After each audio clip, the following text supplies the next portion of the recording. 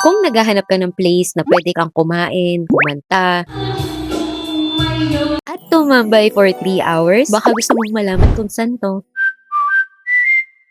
Hello, it's the Anlala, Bulan, plus gutom, plus saan tayo energy. So napadpad kami sa newly opened KTV Resto along Boni sa may Balisteros. And plot twist, 8 a.m. to 2 a.m. sila. Oo, parang hindi natutulog yung lugar. Mas active pa kaysa sa love life ko. Pagdating namin, nagulat ako kasi imagine, kakabukas lang ng branch na to. Pero ang dami ng tao. Full house yung dine-in area, pati yung private KTV rooms nila. Parang lahat sabay-sabay nag-decide na, deserve ko to. May different rooms sila depending sa group size. Baguio, good for 6 to 10 packs. El Nido and Panglao for 10 to 15 persons. Siargao for 15 to 20. And Boracay for 25 to 30 persons. I-flash ko na lang sa screen yung rates kasi baka malito kayo sa choices. We choose the Baguio room. And I like na consumable yung food and drinks ha for the 3-hour exclusive room usage. So basically, kumain ka na, kumanta ka pa, tapos mag-isip ka pa kung worth it ba yung high notes mo. Gusto nyo mag-extend 1,000 pesos per exceeding hour? So yes, pwede ka mag-isang kanta pa hanggang sa mag 3 hours ka uli. Anyway, syempre hindi kami pumunta dito para mag-emote lang. Kumain din naman kami. We had their pancit pihon na good for around 5 people. And let me just say ha, Hindi siya maalat. Tamang-tama lang yung lasa niya. yung tipong hindi ka iinom ng 1 litro ng tubig up, balance, flavorful, and perfecto for sharing ha. Then yung small crispy pata. Crispy yung outside, tender yung meat inside. Let's do the crunch test.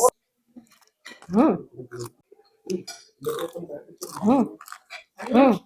Pero ang highlight talaga, yung sausawan. Nangingibabaw yung toyo, pero may asim sa dulo. We also got their whole fried chicken. Simple lang yung seasoning, pero juicy yung chicken and crispy yung skin. Tapos yung gravy nila, ay grabe. Parang pwede mo nang isabaw sa kanin at magkunwaring diet ka pa rin. Nakaka-open sa sarap, honestly. Of course, may barbecue. Smoky, slightly sweet, and tamang-tama yung luto. Hindi dry at hindi matigas. Malambot yung mismong laman. Yung tipong pagkagat mo, hindi ka magre-regret sa life choices mo. And may 10 pieces of lumpiang Shanghai din. Crispy sa labas, crispy sa loob, and honestly, ito yung pagkain na bigla na lang nawawala sa plato. Plus 5 cups of rice kasi obviously, nagpunta kami dito para mag-diet. Joke lang. What I actually enjoyed about this place is yung experience. Ang tagal ko na rin kasing hindi nakaka-focus sa Filipino food kasi puro try something new lagi. So this felt like a reset button, comfort food, kwentuhan, tawanan. Okay din yung stuff kahit mukhang sabay-sabay dumadating yung gutom ng buong Mandaluyong that night. Accommodating pa rin sila and very attentive. Kaya gets ko rin yung tagline nila na sinog babalik-balikan. Kasi may mga pagkain talaga na hindi mo kailangan i-overthink. Babalikan mo kasi masarap. Period. So if you're around Mandaluyong and looking for somewhere na kakain ka na, makakapag-KTV ka pa, at may private room ka for 3 hours, baka ito na yung tambayan nyo. Another foodie check na naman tayo. Happy foodie!